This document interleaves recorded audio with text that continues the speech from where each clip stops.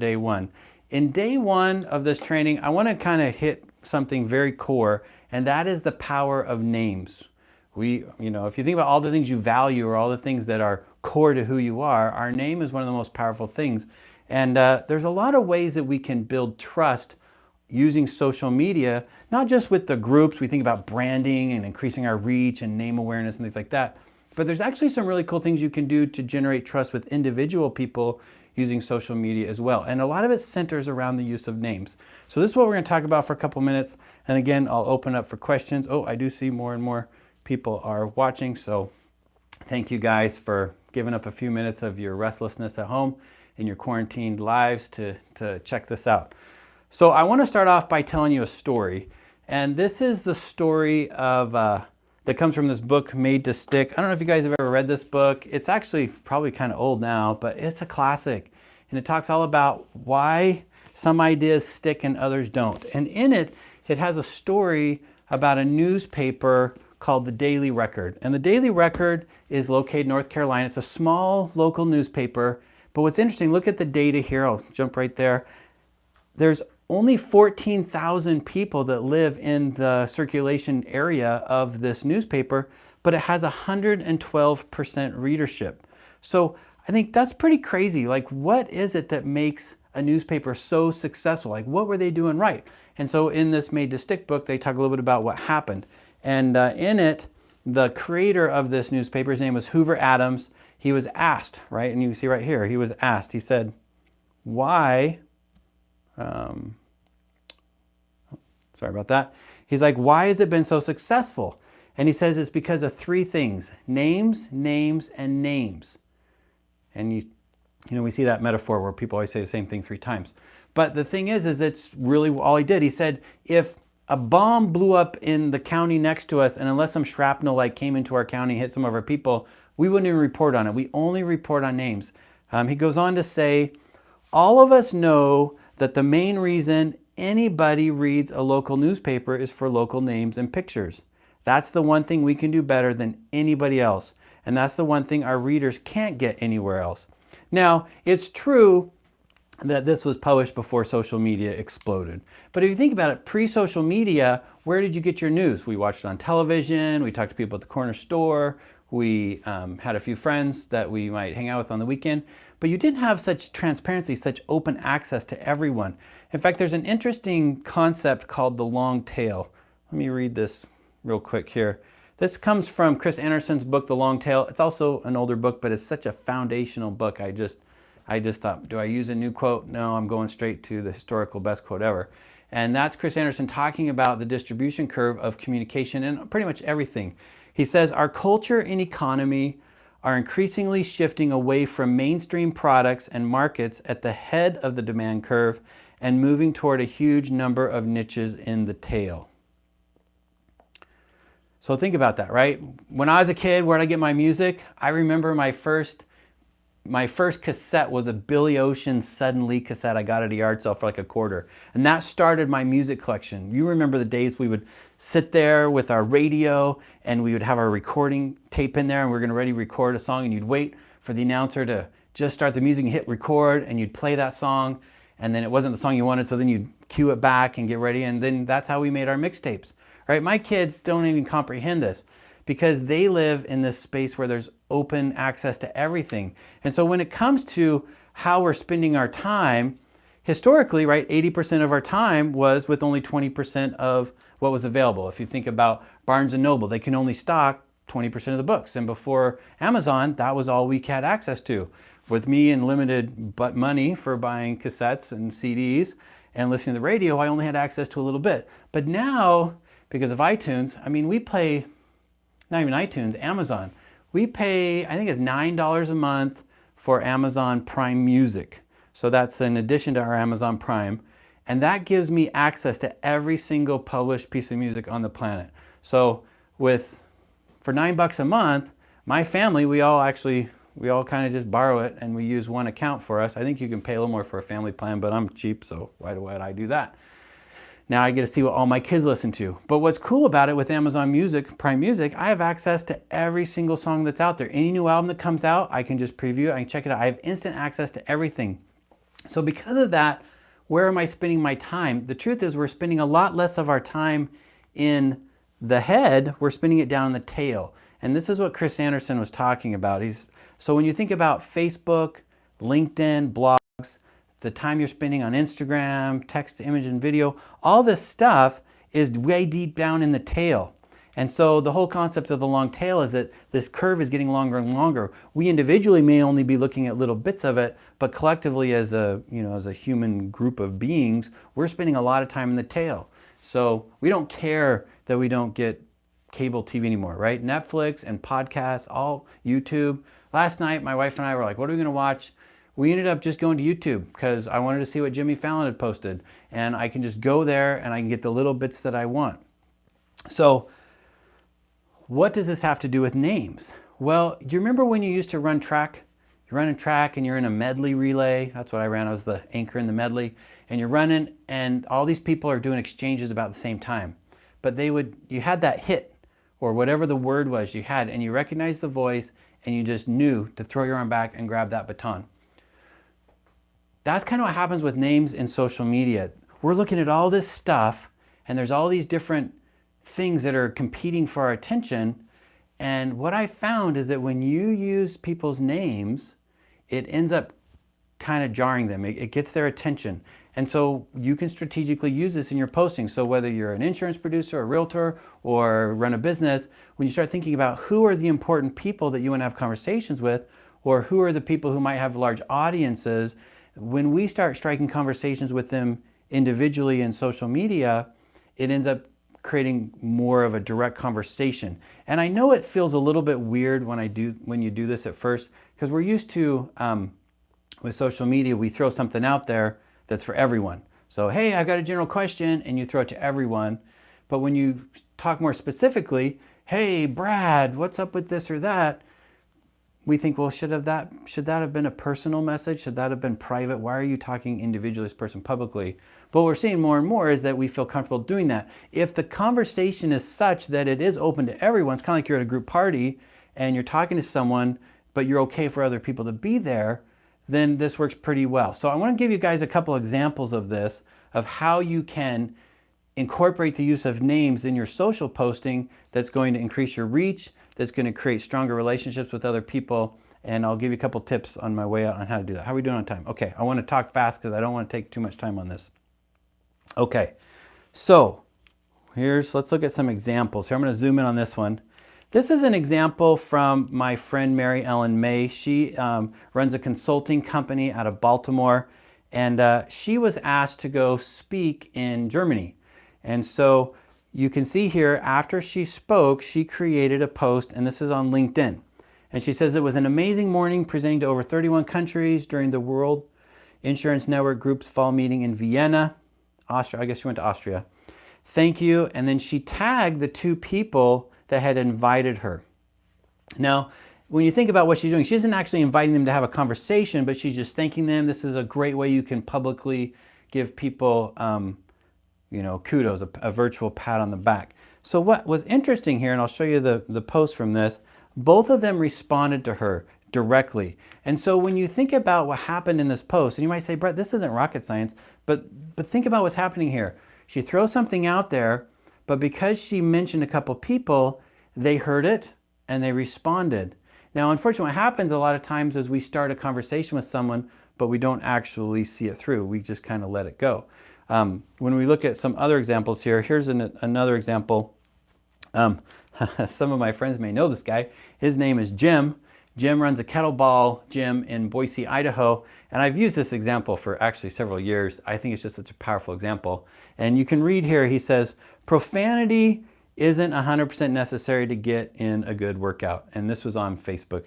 He says, but I'm a believer that if you aren't swearing, you aren't trying. And then he had some comments on it. And all these people responded. What was interesting was Jim only responded to my comment. I made a comment and he responded to that. He didn't respond to any of the other comments. And the reason why is because I actually used his name in the comment. Now, I said, yes, Jim, but I bet you can artfully add a string of cuss so smooth it can cut a wall in half and sound like poetry at the same time. We were in English together in high school. He responds, nope, Brett, Not good at poetry, but my English degree helps me give it enough variety that it sounds like Tourette's Day, group day on Jerry Springer. So that's fun, right? We had a little laugh. But what's interesting about this, and I didn't even do it, now I normally do it, which is I'll actually use the @ symbol and then write in their name so it tags it. Because when you tag someone's name in a post, they get a notification. And so they get a little pop and they know that someone's reached out to you. But in this case, he was rereading through it. And because I called his name, he actually responded. And so when we're thinking about trying to create top of mind awareness or engendering greater trust or deeper relationships with people, we need to recognize how easy it is to just use their name. I just wanted to test this out a few days ago to just kind of verify and see how well this would work before I did this training. And so on social media, on LinkedIn, I created this post. I said, I'm curious how the coronavirus might affect the insurance industry in the next year or two. And then you can see here, I tagged a friend of mine named Chris Paradiso, another friend of mine named Jeff Arnold. Both of these guys are insurance leaders. They are people who are well known in the insurance space. And I knew that they would be thinking about it. And these are people that I didn't feel like I'd be throwing them under the bus to draw attention to them. These are people that I thought, you know what, they might have already published a blog post about this. And so I'm too lazy to go look. I just wanted to bring their name into the conversation. And so I said, Chris, do you have any insights or links you can point me to? And then at Jeff, I said, you know, also would love to hear your take on this thing. What's interesting about this is it started a discussion. This is where I want to go live. So if you look at this post, you'll see there were 22 thumbs up and 21 comments, and it reached almost 30 over in the last few days. In 6 days, it's reached 3,359 people. Well, that's more than I normally get, and that's why I want to show you this. If we go to, let me jump here. Okay, actually while we do this, I'm actually going to make sure you guys are still here. And let's go to my group, make sure this is still working. Yep, still working, okay, cool. What you can see in this post is very interesting is that this is a typical post for me, and this is probably what you do. In LinkedIn, you find an article or you find a video and you reshare it. And so you can see right here, I get about 387 views on this post. So let me look at a couple others. So here's a reshare of an article I'd written a couple years ago. I got about 100 views on that recently. Here I'm being a little more personal, right? I'm sharing a picture of my son. And this is on LinkedIn, and so you can see here I got almost 2,000 views. So when we think about being personal, being local, that's of interest to people. Here's one that's got about 1,000 views. Ask a question, didn't really get any comments, couple comments. 1,500 views. You know, here's a pretty typical one, right? I created a little joke here, shared something. Didn't really respond to anyone, didn't call out their name or anything like that. And then had a couple of variations of that one. And then we get to this one right here that we're talking about. 3,359 views. And it's because I actually tagged these people. Now these people have following, so it's going to get out in front of more people because by tagging them, it gets into their thread. Also, by doing that, they respond. And so when I look at these comments, you can see here, let me look at all the comments from this. Okay, we've got Jeff is responding, he responded to me, right? Lots of responses, Chris responses. He even asked a couple more people, what's your thoughts? And he's tagged some more people, right? You guys might know Ryan and Jeff. And so what's happening here is we're actually creating a real conversation in social media. It's a very different kind of post than what we'd see. In fact, we've got some businesses that have jumped in. And so when you think about, let's see, a little more comments. When you think about the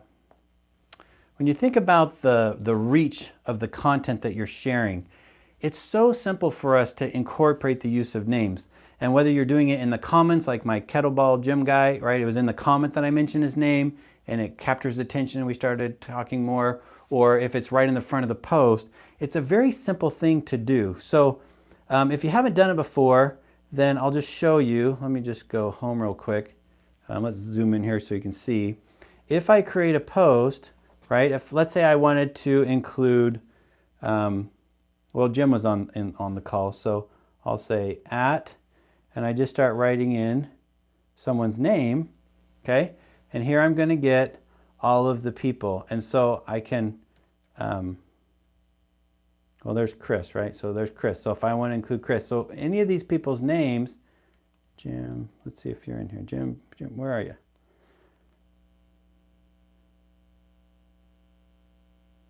Well, I'm not seeing him, but that's all right. You can see here how easy it is. So when you want to include someone's name in a tag, you just use the at symbol and then start typing in their name. So at, right, we talked to my buddy. Here's one of my good friends, former colleague, but more of a friend than a colleague at this point.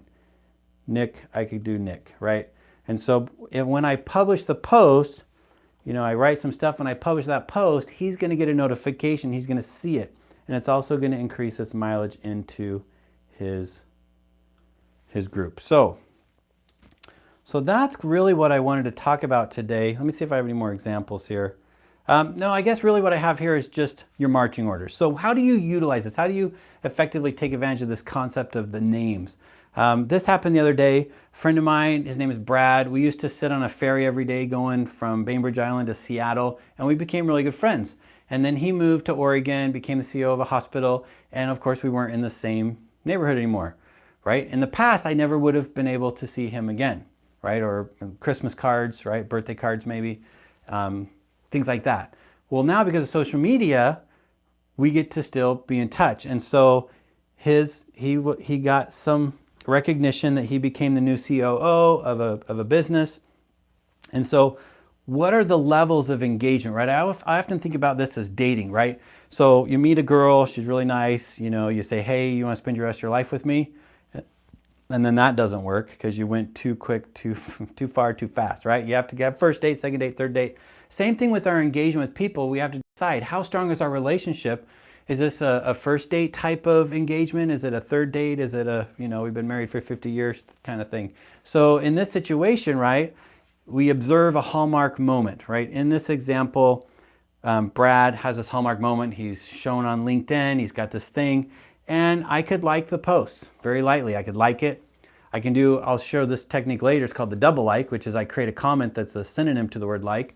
And then that way, at least I have a comment in there. It doesn't require much brain cell activity to do that. I could leave a comment. Congratulations, Brad. That's so awesome.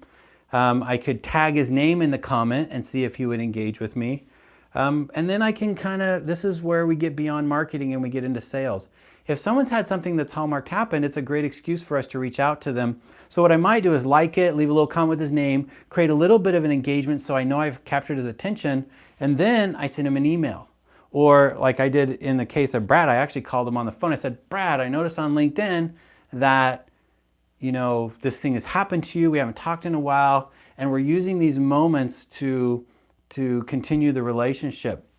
It's a powerful relationship. He's an important person to me, both as a friend and as a business, in the world of business. So it made it very simple for me to use social media to reach out, kind of warm him up. And then when I called him, it wasn't like I was calling out of blue. We'd already had that little short engagement in the social media. And we ended up actually talking for like an hour that night on the phone. So social media is pretty cool as far as the way we can engage with other people. Again, this is just one tactic. Maybe it's out of context for the larger strategy in which you're employing. I am going to be launching a webinar in about a week that is going to be more about how do you get your head around and put together a strategic plan to do all this stuff. But for the next 21 days, these kind of tidbits are what I want to share. I just want to share some tidbits that are going to give you something actionable that you can use. So here's what I want to do. I want to just see if there's any questions or comments from the group before I shut it down. Again, this is the first group, and I don't know that we've got a lot going on here. We got a handful of people here. So if you have any questions or comments, I'll stay on here for just a second. And what I really want to invite you to do is to go utilize this idea. Think about your top 100, right? Who are your 100 most important people that you have to have a relationship with? Or who is the list of your favorite clients that if you had 5 more, then it would be awesome? And who are your favorite referral partners? What can you do to engender while you're stuck at home engender stronger top of mind and just a relationship by dropping their name in some of their stuff. So whether you create a post and you put their name in it, or you go look at their stuff and then call out their name in the comments, try that out. I can guarantee you, just like I say, I normally get about 500 to 1,000 views on one of my posts, and I'm already at almost 3,500, well over 3,000. So it's 300 times better by just adding a couple names. So that's the tip. Wish you guys good luck on that. And let me refresh this. Oh, there are some comments here. Better by just adding a couple names. Let me turn this down.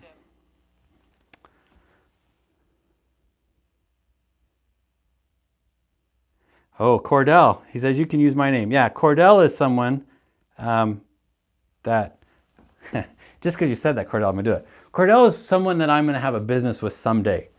Cordell used to run the marketing for the Levitt Group. So let's go ahead and create a post here, right? So I'll just do this in leaving. And you guys, if you go into LinkedIn, you can join this. But in this, I'm going to say, man, what should I say, Cordell? Fun to see how social media is evolving in different industries. How are things in the education space? Because especially with COVID-19, any thoughts? And I'm going to do Cordell. Okay. And now I'm going to post this. Of course, I could add some hashtags, right? No. And then I post it. See how that works? So now that post is out there. And then, I don't know why it's not showing the link. Maybe I did it wrong. Anyways, this is taking 2 times longer than I said it would. So thanks so much for checking in. Tomorrow, what are we going to do tomorrow? Tomorrow, actually, I'll give you a preview so you can decide if you want to come back. Tomorrow, what I want to do is I want to talk about monitoring your footprint. So I'm going to give you guys a couple of tools for assessing your credibility and responding to your online conversation. So how can you see what people are saying about you on the web? How do you find out what's going on out there? There's a lot of conversations, right?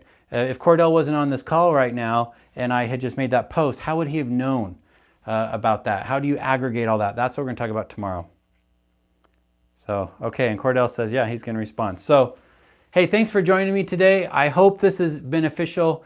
The last thing I want to say is the best way I can help you is to understand what your needs are. So if you're watching this video now, or maybe it's a replay a couple days from now, if you got any follow-up questions, or if you have general things that you're trying to figure out, especially now that you're stuck in your house for a couple of weeks and some ways you wanted to build stronger trust or get more leads, things like that, send me those questions, and that way we can use those for topics in these posts. So I'm going to sign off. Thanks, guys. Again, I hope this is good. It's fun for me. And I'll see you guys online tomorrow.